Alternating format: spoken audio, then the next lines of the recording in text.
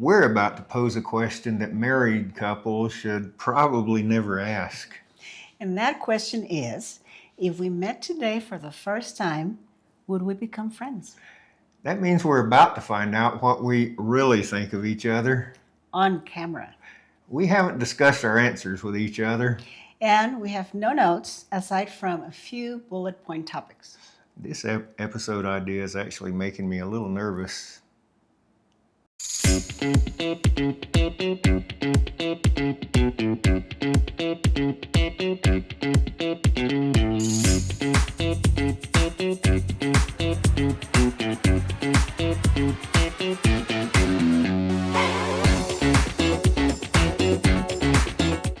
So we've been together for 18 years.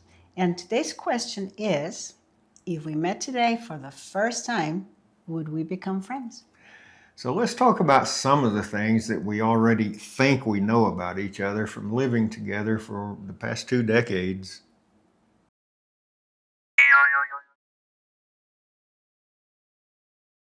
So I already know what your first impression of me was.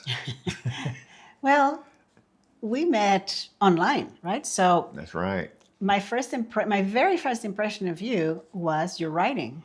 And you're a fabulous writer. So, of course, Thank you. I was reading your words and imagining in my head, and it never occurred to me. Of course, I knew you were from Alabama, but I didn't know. You didn't expect a southern redneck, you know. The very first time we talked on the phone, I went, oh, wow, that's right. Yeah. Well, my impression of you, I guess if there was any surprise, it was that you didn't have as much of an accent as I envisioned you having after you told me you grew up in Mexico City and everything. So I maybe pictured you having more of an accent than you actually had. But outside of that, you were pretty close to what I envisioned, and I was not disappointed. I was not disappointed either. No. It was just, I can't believe I didn't expect that. And my words to you were, well, I told you where I was from.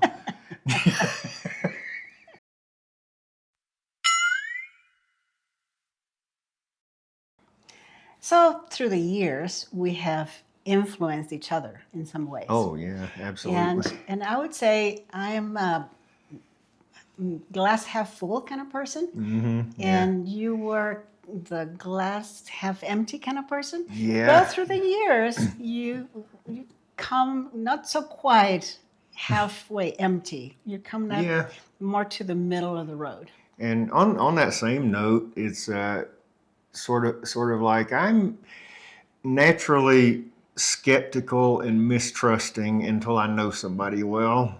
And you are the kind of person who chooses to see the good in people from the very beginning. And actually our differences that way we kind of help to balance us out, because when I get too far down, you pull me up. And when you get a little too trusting, I can pull you back down. So we complement each other well in that way, I think. I agree. Mm.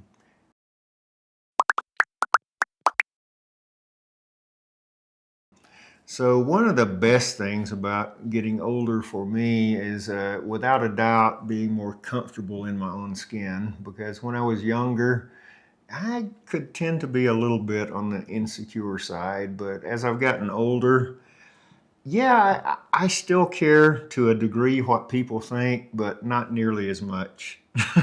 Right. And on the physical aspect of aging, I think both of us take pretty good care of ourselves. We could definitely do better. Yeah. But we do pay attention to that, and that's a good thing.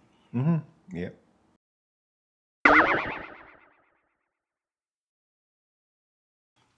Well, some people may be surprised that in spite of our very different backgrounds, we are actually quite compatible.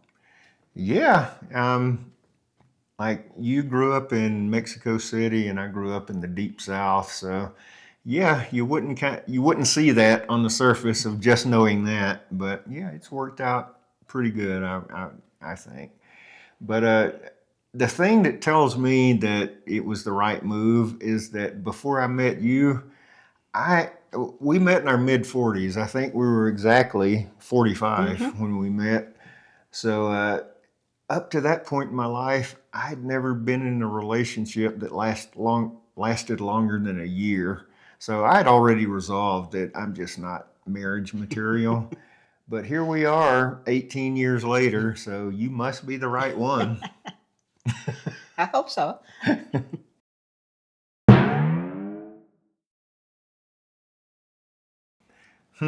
So many things to choose from.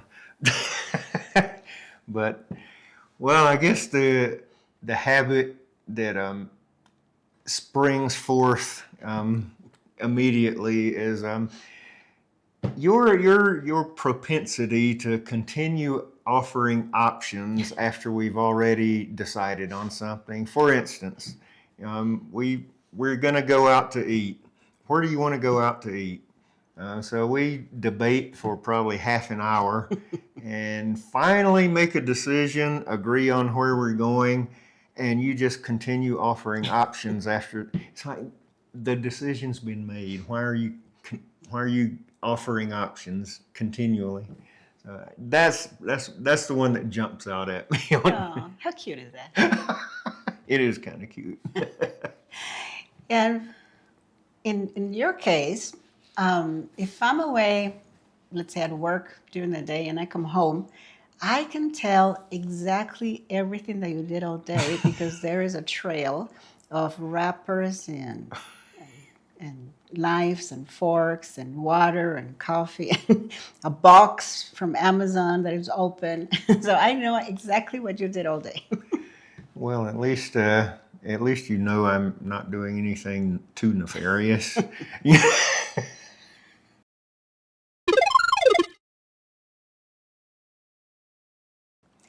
So it was probably the second or third time Oh, I know what it we was. got together that I discovered just going to the bathroom and seeing something there. It's like, what is that?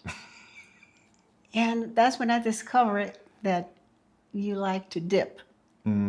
Copenhagen. Oh my gosh. Yeah, I grew up a country boy, and all of my friends, they either dipped or used chewing tobacco or smoked. And I never really was a smoker. I tried it for a little while. I didn't like chewing tobacco, but I would put a dip in from time to time. And I stopped and started a lot over the years. But when we met, unfortunately, I had kind of started again, and I I would I had planned on quitting, and I was kind of trying to hide it from you, and I forgot.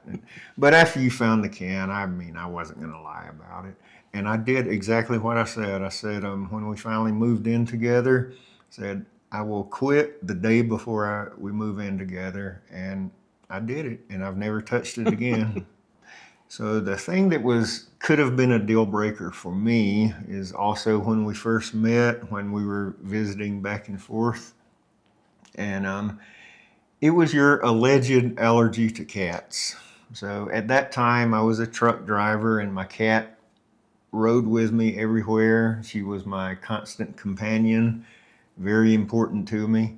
And we were going to go somewhere, and I was going to put the cat in a carrying crate and put her in the back.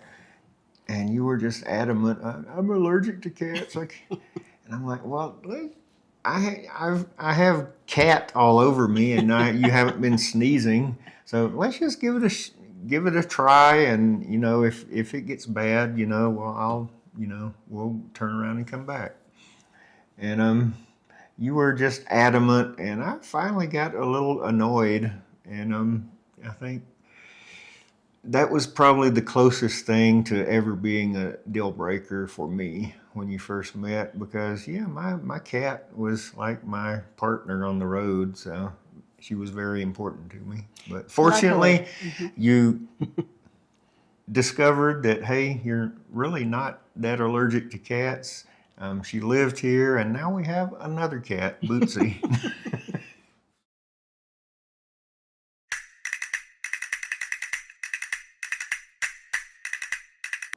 So we've actually talked about this before. And yeah, we kind of agree, I think, that we met at the right time. I don't know that we would have been as successful if we had met when we were younger. Oh, I know we wouldn't have been. I would have, if we had met when I was in my 20s, I would have definitely screwed it up. No question. So we met at exactly the right time in life.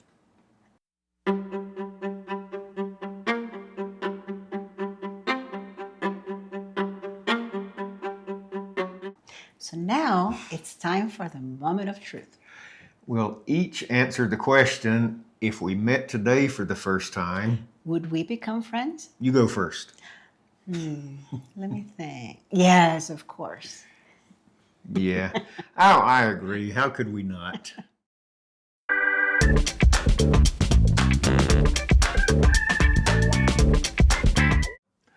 I think this episode has shown us the strange and wonderful part of a long marriage. You don't just stay the same people you were when you started. You keep meeting each other over and over. Even when it's inconvenient. And sometimes the answer is still yes. Oh.